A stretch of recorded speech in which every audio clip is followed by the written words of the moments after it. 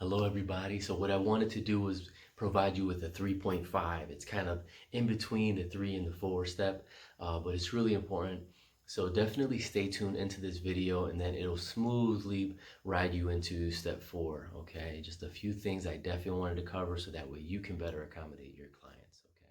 Lender, basically that initial contact situation and what you are to do, make sure you take a look at that video.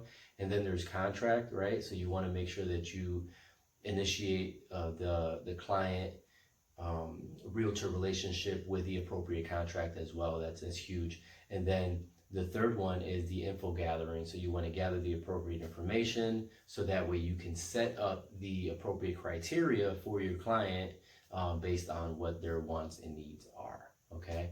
And then after that, you certainly want to send them that email. So you want to set up the automatic email, which will be populated with all of their search criterias that they're seeking, and then they have to sift through that in order to drop it down to what's preferably going to be a top 10, ideally maybe 25 tops, okay? Just so it's nothing too cumbersome. You all can take trips out and take a look, do showings, and compare and contrast each property as well accordingly, okay?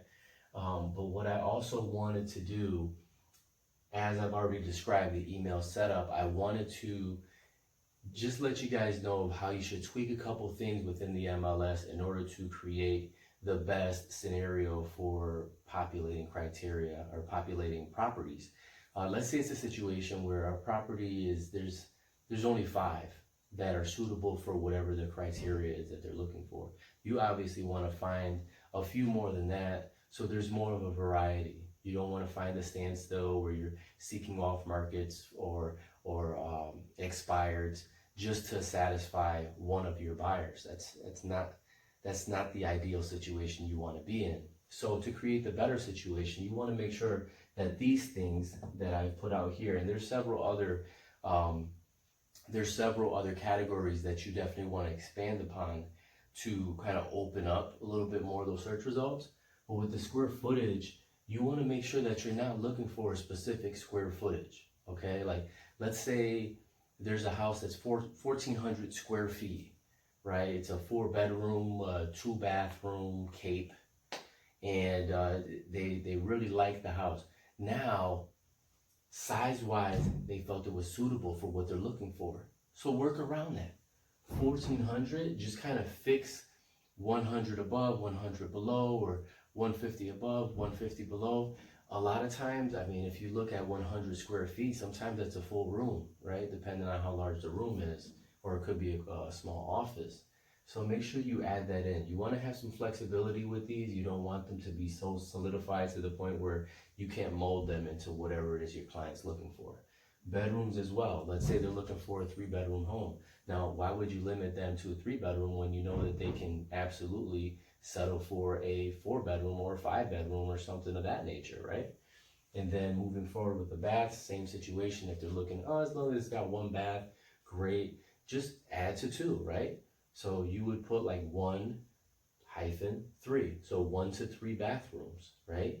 If there's more, then great. You might lose that in the search, but at the very least, you're going to get what they want and potentially get 2 or 3 tops, right?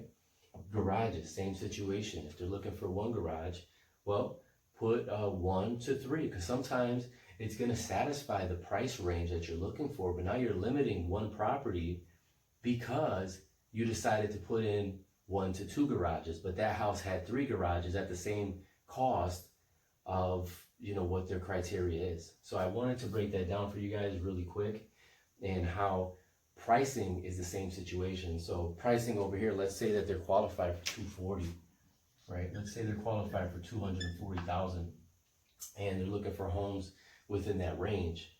So just like I said, range, you want to create the range too. Keep it a little loose. So you can look at 200 to 240. And this is, again, just an example. And you want to describe all these things to your client too, just so they're fully well aware of why they're receiving properties that satisfy 200. If they're looking to go beyond this, definitely make certain that they have the appropriate funds to do so. Otherwise, you're wasting your time. So definitely 200 to 240 right there. And it all depends on interest rates and how much money you put down. That they would have spoken to the lender about.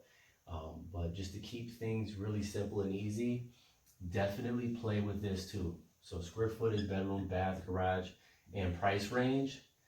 Play with, some type of range. It could be 40, it could be 20, it could be 10. But make sure you open it up so that way you're not limited to specific properties, and you're not limiting your client of potentially getting an amazing house all because you wanted to put everything in this tight box and package it that way. So thank you so much for your time. Once again, I'm Joel Arroyo, a realtor in Connecticut, and just trying to empower the public overall. Realtors especially though, because I for one know that I've been in specific situations that I know I could have avoided had I have had the knowledge. So here I am imparting in you, and I just thank you in advance for your support. Please like, subscribe, comment, share. I greatly appreciate that as well. Remember these 3 things: love, respect, and always take that time to reflect. Okay? Deuces. No excuses. Peace.